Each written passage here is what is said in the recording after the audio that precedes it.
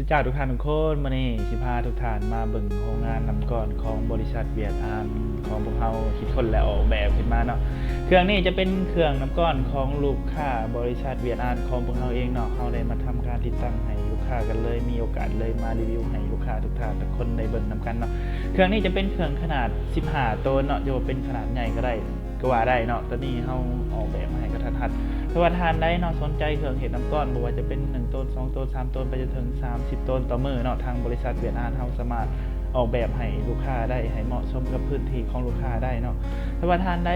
อยากสอบถามข้อมูลเพิ่มเติมก็สามารถสอบถามข้อมูลได้ที่เบอร์โทร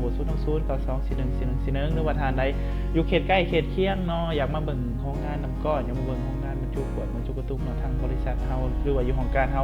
มีผลิตภัณฑ์หลายๆอย่างให้ลูกค้าได้เลือกเบิ่งเลือกชมของการของเราตั้งอยู่บ้านห้องสุภาพเมืองไซเสถานครหลวงอีกกันเนาะทางของการเรายินดีต้อนรับทุกท่านทุกคน